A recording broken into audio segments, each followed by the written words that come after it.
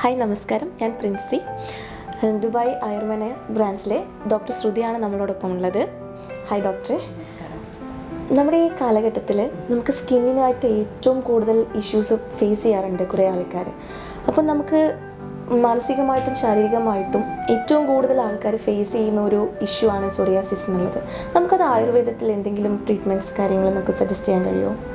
Psoriasis എന്ന് പറയുന്നത് ഒരു ഓട്ടോ ഇമ്മ്യൂൺ രോഗമാണ്. അതായത് ഓട്ടോ ഇമ്മ്യൂൺ രോഗം എന്ന് പറഞ്ഞാൽ നമ്മുടെ ശരീരത്തിലെ പ്രതിരോധ സംവിധാനത്തിലെ സെൽസ് നമ്മളുടെ സ്കിന്നിനെയോ അല്ലെങ്കിൽ മറ്റോ ഓർഗൻസിനെയോ അറ്റാക്ക് ചെയ്യുന്ന ഒരു കണ്ടീഷനാണ്. ഇതിൽ സോറിയാസിസിൽ നോർമലി നമ്മളുടെ സ്കിന്ന് ഷെഡ് ചെയ്യാൻ, അതായത് പഴയ സ്കിൻ ഷെഡ് ചെയ്ത് പുതിയ സ്കിൻ ഉണ്ടാവാൻ 26 മുതൽ 28 ദിവസങ്ങൾ വരെ എടുക്കും. എന്നാൽ ഈ ഒരു പ്രതിരോധ സംവിധാനത്തിൻ്റെ അറ്റാക്ക് മൂലം ഈ ഒരു പ്രക്രിയ വളരെ പെട്ടെന്ന് നടക്കുകയും, അതായത് 3-4 ദിവസങ്ങൾ കൊണ്ട് പുതിയ സെൽസ് ഉണ്ടായിക്കൊണ്ടേയിരിക്കുകയും ചെയ്യുന്നു. ഈ പുതിയ സെൽസ് ഇങ്ങനെ ഉണ്ടായിക്കൊണ്ടിരിക്കുന്ന പുതിയ സെൽസ് നമ്മളുടെ സ്കിന്നിൽ അക്യുമുലേറ്റ് ചെയ്യുകയും സ്കിന്ന് കട്ടിയുള്ളതായി തീരുകയും ചെയ്യുന്നു.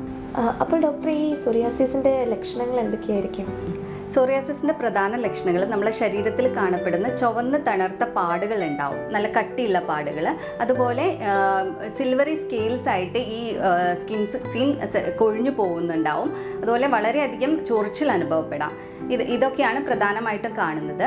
ഇവ നമ്മളെ ശരീരത്തിന് ഏതൊക്കെ ഭാഗങ്ങളിലാണ് സോറിയാസിസ് കാണുന്നത് എന്ന് വെച്ചാൽ നമ്മളെ സ്കാൽപ്പിൽ ഉണ്ടാവാം, അതുപോലെ കൈമുട്ടുകൾ, കാൽമുട്ടുകൾ, നമ്മളെ പുറം ഭാഗത്ത്, ചെവിയുടെ പുറകു ഭാഗത്ത്, കൈയുടെ പുറകു ഭാഗത്ത്, ഈ ഒരു ഏരിയാസിലൊക്കെയാണ് പ്രധാനമായിട്ടും സോറിയാസിസിൻ്റെ ലീഷൻസ് കാണുന്നത്. അപ്പോൾ ഈ സോറിയാസിസ് നമുക്ക് സ്കിന്നിനെ മാത്രമാണോ ബാധിക്കുന്നത്, അതോ വേറെ എന്തെങ്കിലും ലക്ഷണങ്ങൾ കാര്യങ്ങളുണ്ടാവും? സോറിയാസിസ് നമ്മളെ സ്കിന്നിനെ മാത്രമല്ല, നമ്മളെ നഖങ്ങളെയും കൂടി ബാധിക്കാറുണ്ട്.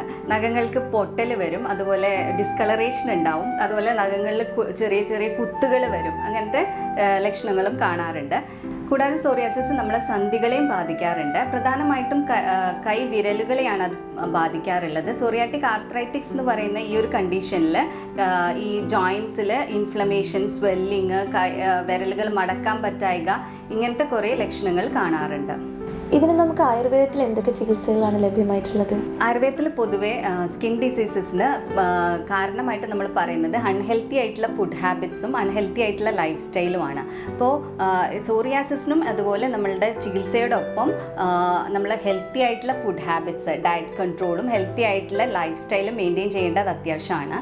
അതുപോലെ നമുക്ക് സോറിയാസിസിന് ആയുർവേദത്തിൽ ഫലപ്രദമായിട്ടുള്ള ചികിത്സകൾ ലഭ്യമാണ്. നമ്മൾ ഓരോ രോഗിക്കും അവരുടെ ദോഷ പ്രിഡോമിനൻസ് അനുസരിച്ചും അവരുടെ രോഗത്തിൻ്റെ സിവിയർ അനുസരിച്ചുമായിട്ടുള്ള മരുന്നുകളാണ് നമ്മൾ നിർദ്ദേശിക്കാറുള്ളത്.